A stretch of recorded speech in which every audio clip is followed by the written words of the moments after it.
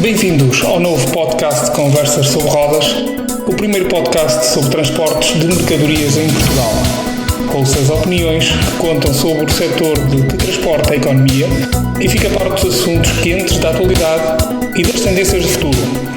O podcast Conversas sobre Rodas tem o patrocínio do software de gestão de transportes Atrans e da revista Pesado em Mercadorias. Sejam muito bem-vindos.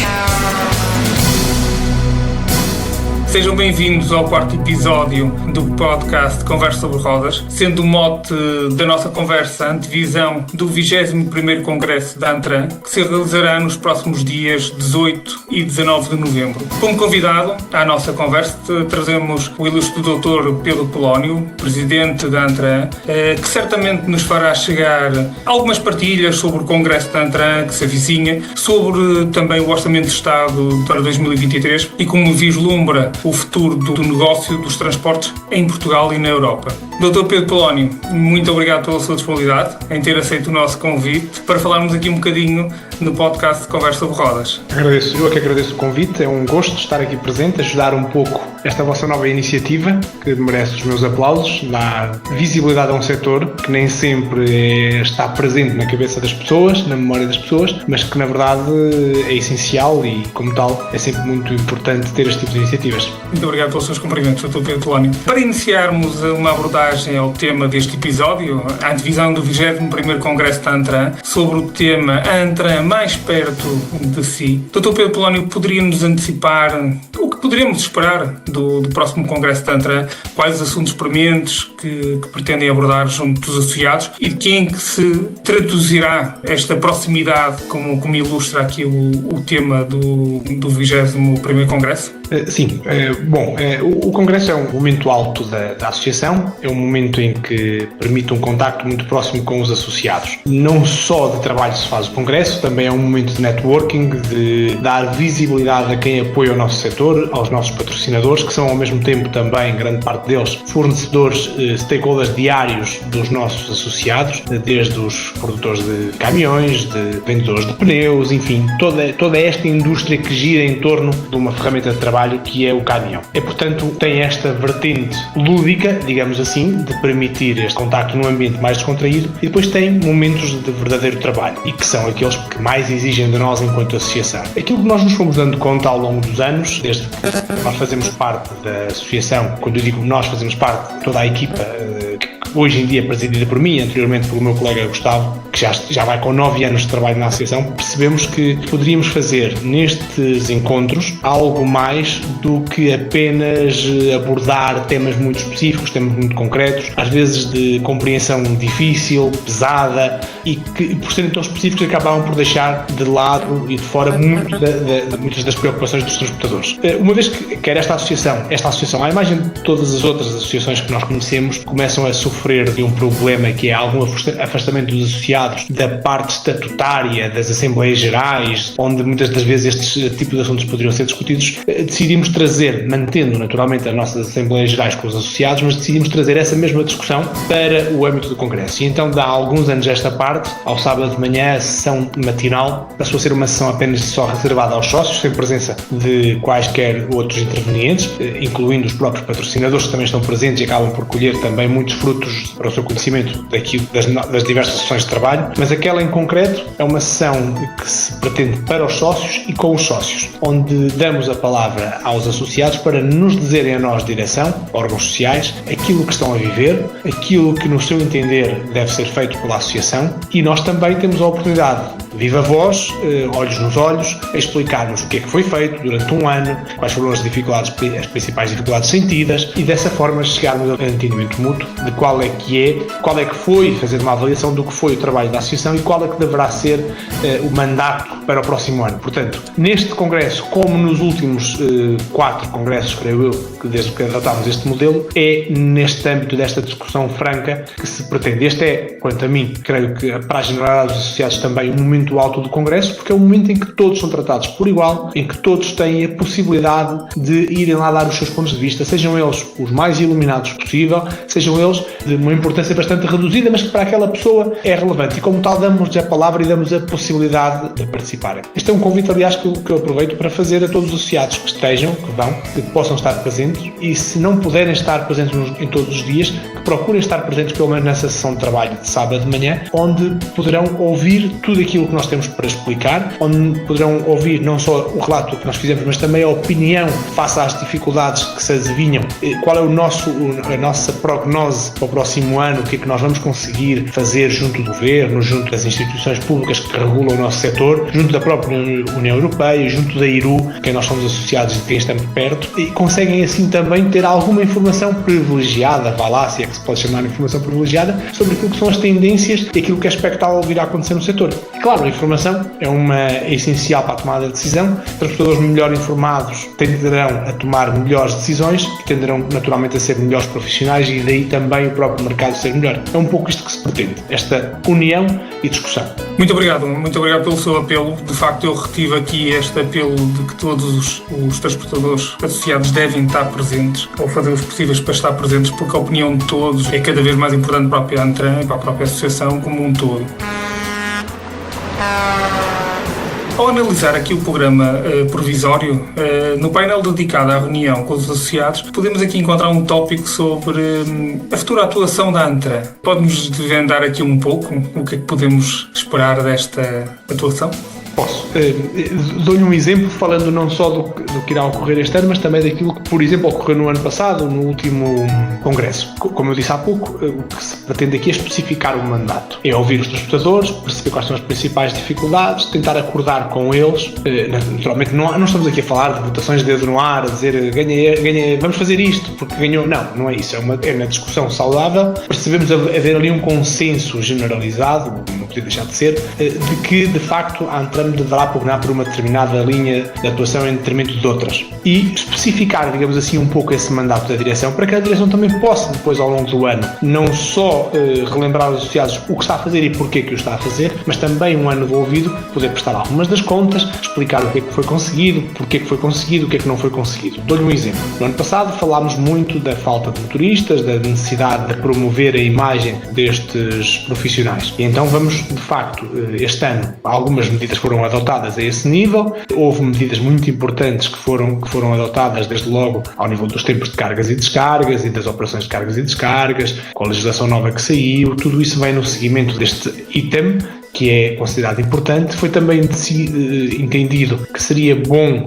aproximar a ANTRAN dos próprios motoristas, e não falo apenas da parte da negociação sindical, digamos assim, da convenção coletiva, mas também ao nível da sua própria imagem. Decidimos então fazer um vídeo institucional a promover a profissão do motorista, apenas e só a profissão do motorista, coisa que já foi feito até um teaser no Salão de Pombal e vai ser apresentado agora nessa tal prestação de contas, digamos assim, o próprio vídeo final, que nós iremos procurar promover junto da comunicação social, no sentido de promover essa melhoria da imagem do motorista. Para além disso, foram adotados ao longo deste ano uma série de medidas e de contactos junto do IMT, junto do Governo, no sentido de descomplicar a vinda, por exemplo, de motoristas estrangeiros para o nosso país, e uma série de ações, como por exemplo o reconhecimento automático das cartas de condução da CPLP, países pertencentes à CPLP, hoje em dia em Portugal, que são passos que são importantes e para os quais a ANTRAN, nos bastidores, naquilo que é o seu trabalho diário de acompanhamento e de contacto com as autoridades, ir explicando tudo isto, e está lá também um pouco do nosso contributo, e é isso que nós iremos falar. Um outro exemplo que lhe posso dar: no ano passado foi muito discutida a criação de um observatório. O observatório ainda não foi possível criar, e, efetivamente, tivemos também o facto de ter existido o problema que existiu com a guerra da Ucrânia, que também veio alterar uma série das prioridades. Mas, efetivamente, vamos poder chegar aos nossos associados e explicar-lhes o que é que, ao nível do observatório, junto da Autoridade da Mobilidade dos Transportes, foi feito. E de facto, foi produzido trabalho a esse nível, e nós vamos poder prestar essas mesmas contas. Porque se entendemos, não apenas nós também entendemos isso, mas não apenas nós, os nossos associados, que de facto a criação do observatório é algo importante, algo que dê visibilidade ao setor, algo que que permita aos empresários perceberem de facto aquilo que são os custos, isto tudo sob a chancela de um organismo, de uma autoridade, como o próprio nome indica, que é a Autoridade para a Mobilidade dos Transportes, termos uma fonte de informação de valores médios, de custos médios, de tudo isto que são ferramentas essenciais para a boa gestão das empresas. Isto para lhe dar aqui 2, 3 exemplos. E agora vamos não só prestar as contas sobre isto, mas também percebermos o que é a tendência, quais são as principais incumbências para o próximo ano. É isso que nos referimos quando nos referimos à futura atuação da Antram. A atuação da Antram tem uma linha e vai mantê-la, e depois pode haver 2, 3, 4 pontos que de facto resultem com muito maior equidade. E muitas vezes são pontos que nós próprios não estávamos a ver e são-nos trazidos pelos sócios. Imagine que um grupo de sócios chega e nos indica a existência de um problema concreto no licenciamento das viaturas, por exemplo, numa determinada zona do país. Pois então vamos ter que trabalhar um bocadinho nisso, perceber o que é que se passa e falar com o IMT. E esta proximidade só é possível num evento deste género. E sabe que as empresas podem parecer muito complexas, mas na verdade não são mais do que um conjunto de coisas simples. Uma empresa de transportes recebe transportes para fazer, executa-os, dá ordens de trabalho aos motoristas, paga aos seus fornecedores, e se as ordens de trabalho não passam, se os pagamentos aos fornecedores não são realizados, se as coisas, são tudo coisas simples que fazem depois a produção. E às vezes há pequenas coisas que correm mal nestas coisas simples e que é importante nós sabermos e podemos tentar melhorar. Se melhorarmos aí, vamos melhorar claramente a produtividade destas empresas. Mudando aqui um bocadinho de assunto, Dr. Pedro Polónio, pegando aqui no assunto mais quente, que é o Orçamento de Estado, que foi debatido na Assembleia da República na semana passada. Na sua opinião, este orçamento supera, não supera, está próximo de superar as expectativas do próprio setor? E o que é que a Antram pode fazer em prol disso, que o Orçamento do Estado propõe para o setor dos transportes? As expectativas da Antram nunca são elevadas. Nós não podemos ter expectativas muito elevadas porque vivemos em Portugal, é o país que é, a economia é o que é, e de facto os governos também podem ajudar aquilo que podem ajudar. Mas também é verdade, seja dito, os governos não têm que propriamente ter não têm que ser à custa dos governos e das ajudas dos governos que nós vivemos. Portanto, isto para lhe dizer que o orçamento, sendo uma ferramenta essencial para o governo, muitas das vezes acaba por não ser uma ferramenta tão essencial quanto isso para as empresas. As empresas vivem da economia, do mercado, dos clientes, da compra de bens, do consumo, da produção. E isso não se trata minimamente no orçamento. É evidente que há casos extremos. Se o governo se lembrar de tributar a 50% do IVA, vai produzir efeitos nefastos. Estamos a falar numa situação de normalidade, ou seja, tirando medidas que sejam muito fora da caixa, chamemos assim, não é o orçamento que irá produzir grande impacto na nossa atividade. E não o produz a título direto, quero eu dizer. Diretamente, depois poderá produzir dessa outra forma. Mas o orçamento deste ano, tal qual está apresentado nesta primeira versão inicial, que foi agora discutida na Generalidade e aprovada na Generalidade, está longe de ser algo de bom para o setor, porque pura e simplesmente ignora o setor. Se a memória não me atraiçoa, e posso estar a correr o risco de estar enganado, mas creio que apenas traz uma medida específica para o setor, que tem a ver com a introdução do gás profissional, digamos assim, para as viaturas de gás, que é uma medida importante para os transportadores que possuem caminhões a gás. Não é uma medida estrutural para o nosso setor, porque são muito poucos, comparados com a frota que nós temos em Portugal, muito poucos as viaturas a gás natural. É evidente que, como eu digo, para quem tem 10 caminhões numa frota de corredor de 50 caminhões, isso é muito relevante, mas são 10 caminhões apenas em frotas muito maiores. Tirando essa medida, não traz nada de muito mais específico para o nosso setor. Ao contrário daquilo que são as nossas ambições e as nossas pretensões e aquilo que nós temos estado sucessivamente a pedir. E, efetivamente, nós entendemos disto já há vários meses, que o nosso setor precisa de uma ajuda, precisa de um boost e precisa de que haja uma partilha por parte do governo desses sacrifícios. E uma das coisas que nós fizemos, aliás, no seguimento até daquilo que já foi preconizado também no Congresso do ano passado, que foi incrementar a discriminação positiva dos transportes rodoviários de mercadorias face aos transportes privados, portanto, aquele que tem o próprio caminhão para transportar os seus bens, e essa discriminação positiva, uma das coisas que nós exigimos no ano passado e que foi efetivamente depois aceite e executada pelo governo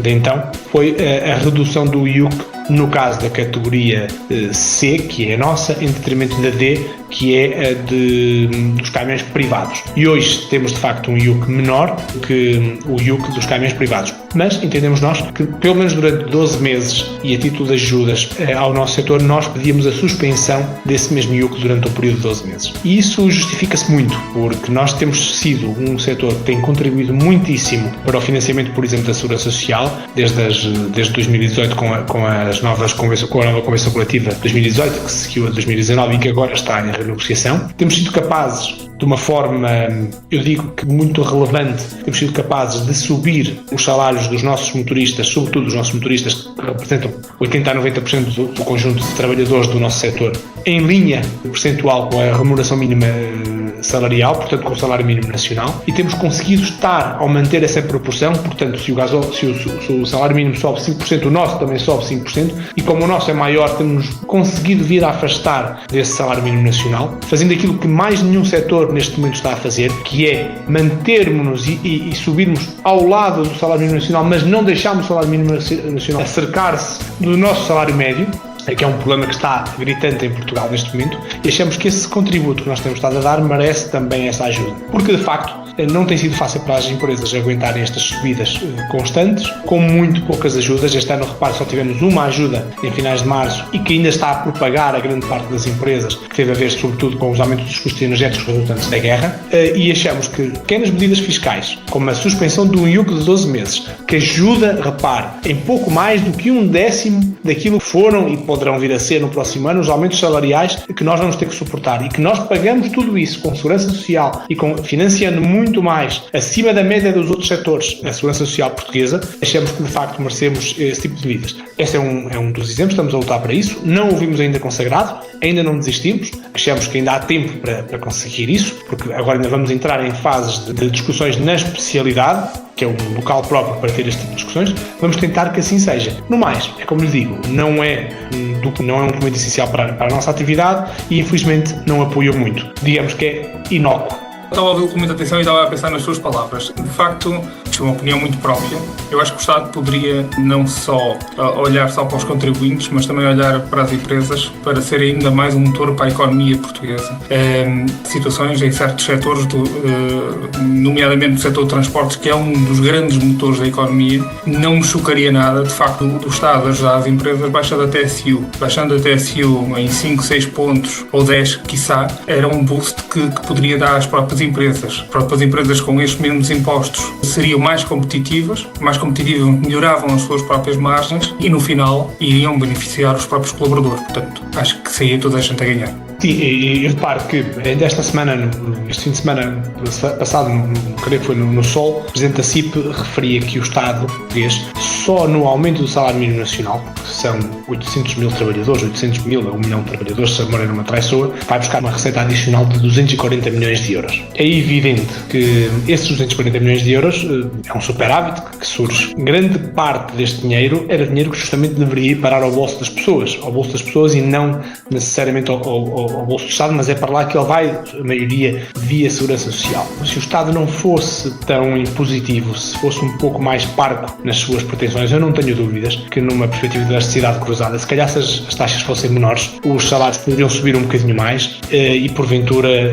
porque muitas das vezes o empresário também se recolhe, também diz, eu não vou poder subir, porque na verdade eu vou estar a subir e vou estar a dar ao Estado. O meu trabalhador não vai pouco ou nada usufruir disto. Então porquê é que eu hei de estar a fazer um esforço brutal mais acrescido e daí o salário médio nacional não estar a subir na mesma proporção do salário mínimo nacional? Aliás, o próprio Governo, neste acordo para 4 anos, reconhece isso ao acordar uma subida de 7,8% do salário mínimo nacional e pedir uma subida de 5,1% nos salários médios. Reconhece desde logo aqui quase 3% de diferença e de facto era uma discussão muito importante, é uma discussão que vai muito para além do nosso setor. O nosso setor é, porém, um setor verdadeiramente afetado. Estamos a falar de um setor que paga mais de 2,2 mil milhões de euros em salários, é um setor que tem mais de 70 mil funcionários e que é, de facto, um dos grandes contribuintes do nosso país. Mas, de facto, é uma discussão que vai muito para além do nosso setor. Agora, é difícil discutir isto com o Estado porque a conversa muitas vezes para logo no ponto inicial, social. Exato. Logo não há margem e termina por aí.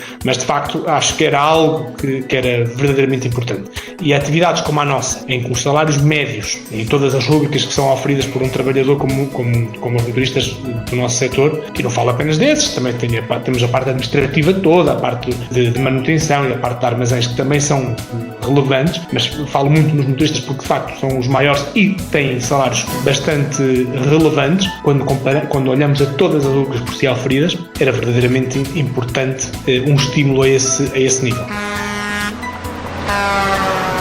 Como presidente da ANTRAN, a associação com maior peso e representatividade em Portugal, mas não menos importante como gestor de uma grande empresa de renome e de relevo a nível nacional, como é a Pat Inter, como é que o Dr. Pedro Polónio olha para o futuro do setor dos transportes em Portugal? Quero com isto dizer, com o aumento abrupto de todos os custos associados à própria atividade, sejam elas custos sociais ou operacionais, e sendo que a perspectiva também futura não seja muito promissora relativamente ao aliviar desses mesmos custos, com a inflação e tudo mais, que alternativas é que as empresas do setor dos transportes, sejam elas pequenas, médias ou grandes, podem prosperar no futuro próximo? Há pouco eu referi-lhe aquela entrevista ao Sol da apresentação, em que mesmo dizia que esta questão destes acordos da concertação social dos 4 anos, grosso modo a ideia que ele transmitia, e com a qual eu concordo plenamente, e cito a ele apenas porque está aí, as pessoas podem ir consultar, é uma opinião publicada e balizada, e daí citá-la, embora seja a minha também previamente até ter lido isto. Isto dos salários não é só decretar salários. O que dita aos salários é o mercado. E vamos ver se temos mercado e se temos atividade para poder pagar aqueles salários que nós todos nos estamos a comprometer juntamente com o Governo e com os demais parceiros sociais. E como tal, o mesmo se aplica aqui. Nós não voltaremos a ter transportes baratos como já os tivemos. Não quer dizer que nós não continuemos a ter, na minha opinião, transportes baratos face aos custos que hoje temos. Mas baratos em termos absolutos como antes, eu não acredito que possamos voltar a ter. E por variadíssimas razões, mas desde logo e destacando o custo. O custo é mandatório, nós não poderemos, e quem incumprir esta regra acaba por vir a claudicar mais à frente ou menos à frente, mas claudica. Os custos é sempre a barreira mínima do preço, nós não podemos trabalhar abaixo dos custos. E os custos aumentaram e vão continuar a aumentar. Aumentaram os custos salariais, e esses, por definição, não regredirem. Aumentaram muito os custos de exploração com aquilo que é a exploração diária de um caminhão, sobretudo o consumo da energia. Também é algo que este é muito mais mutável, é um facto, pode acontecer uma crise, pode haver um problema e até voltarem a ser mais baratos, mas ainda que o sejam, sê-lo-ão temporariamente, porque a tendência é para estabilizarem em alta e não estabilizarem em baixa. Temos também, por outro lado, os custos com a aquisição das viaturas, que é também um custo muito importante, e com estes 3 custos, salários, gasóleo e viaturas, estou a falar já de 80% dos custos de uma empresa, que também subiram, e assistimos a subidas de 25% até 30% de aumentos no valor da compra de um trator e de um semi-reboque, por exemplo. Depois, em cima disto, metem-se todos os outros custos. O AdBlue, repare que um caminhão gastava 60 euros por mês de AdBlue, hoje em dia gasta 250 ou 300 euros, depende deste mesmo líquido. Temos o AdBlue, temos os pneus, temos os seguros, portagens, tudo isto não é expectável que volte para trás. Ou que volte abaixo daquilo que era antes deste fenómeno inflacionista, que também não é verdade, que tinha começado apenas e só depois da guerra. Efetivamente, eu recordo às pessoas que em novembro do ano passado estava a haver uma agitação muito grande e houve reuniões da ANTRAN com os associados em Pombal para decidir o que fazer perante o aumento galopante dos custos com combustíveis já então em novembro do ano passado. Isto tudo para lhe dizer que estruturalmente nós vamos, de facto, passar a trabalhar com transportes mais caros. As pessoas ainda há margem para virem a oferir mais, assim nos diz o unbalance, o desequilíbrio que temos a esse nível no nosso setor, e também a mão de obra intensiva tendencialmente vai encarecer em todos os setores que usam mão de obra intensiva. Portanto, só há uma coisa. Da mesma maneira que o Dr. Saraiva refere que a economia é que tem que pagar estes salários, também eu lhe digo que a economia tem que pagar estes salários. E para pagar estes salários, para pagar estes custos,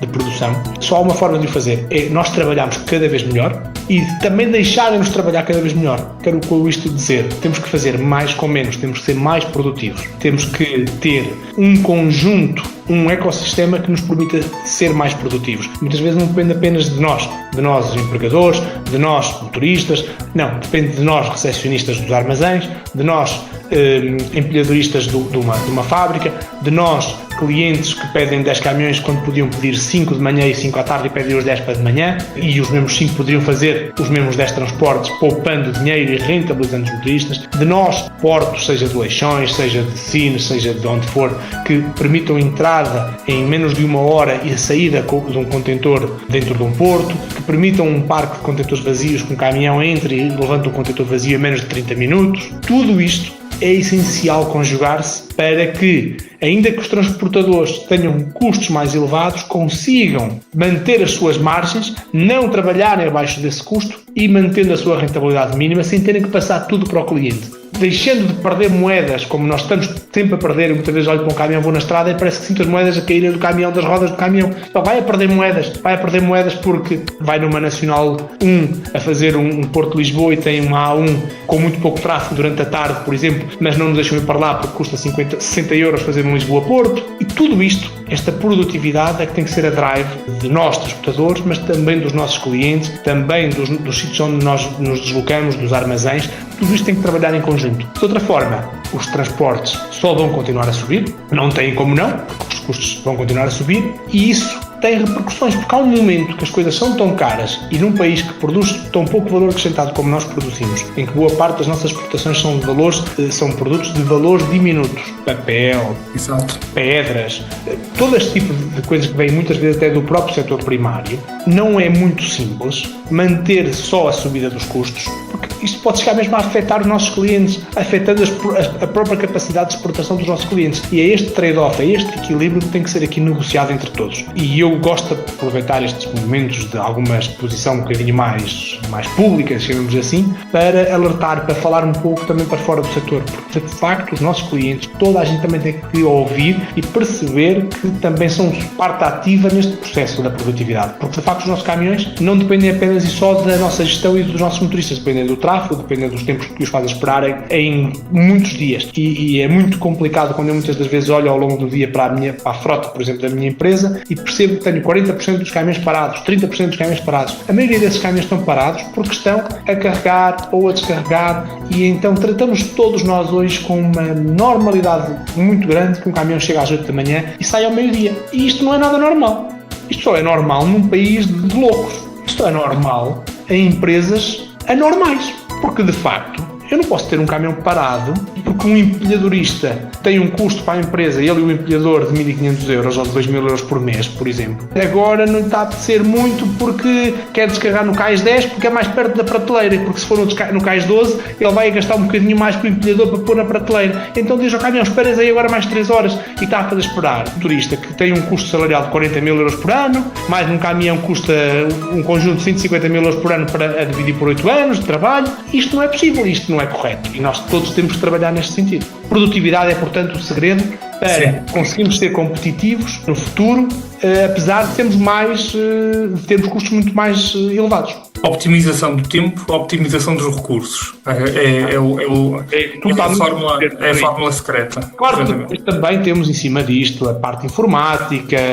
Aliás, a Trans é um dos parceiros nisso. A parte informática é essencial. Eu conseguir optimizar o melhor possível as frotas, ter bons softwares, ter uma noção exata onde é que eu tenho o caminhão, ter uma noção exata do que é que ele está a fazer, e então perceber qual é a melhor decisão de gestão. E tudo isto, as melhores rotas, a optimização, é essencial, a parte informática também. Mas depois, se a parte informática esbarrar a seguir num tipo do armazém que não está minimamente conectado para isto, não há sistemas informáticos que nos valham. Sim, aqui tem que haver uma promoção para a sustentabilidade do próprio setor, tem que haver uma promoção aqui, um esforço conjunto dos vários stakeholders. Numa palavra muito simples, nós temos de ser todos melhores pessoas uns para os outros.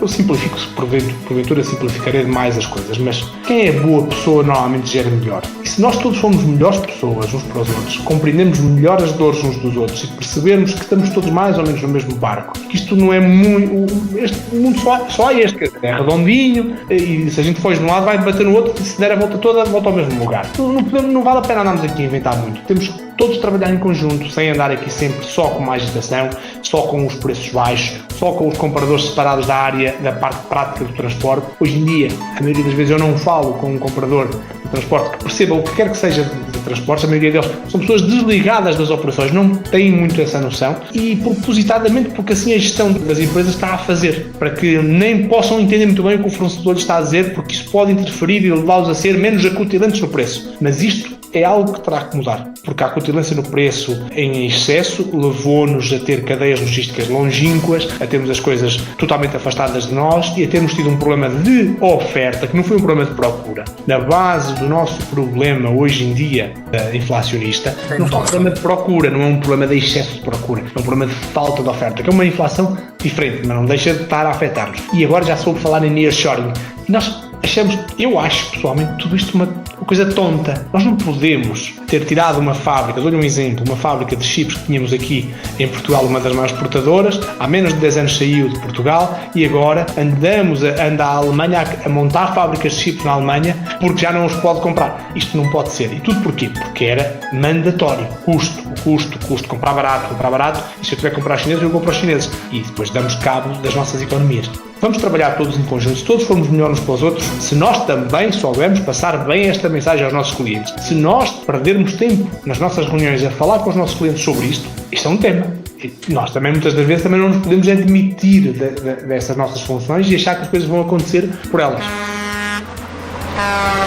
Dr. Pedro Polónio, realmente foi um gosto termos esta conversa. Acho que se levantaram aqui temas de elevada importância, grandes insights. Espero ver-nos no futuro. Vamos nos ver certamente no Congresso da Antran. Espero que também tenha gostado desta conversa. É muito importante. Eu acho muito bem vocês fazerem isto porque dá visibilidade ao nosso setor. Repito, é importante que o nosso setor tenha tração, porque tração pública é essencial, porque senão nem se lembram de nós, porque nós somos invisíveis.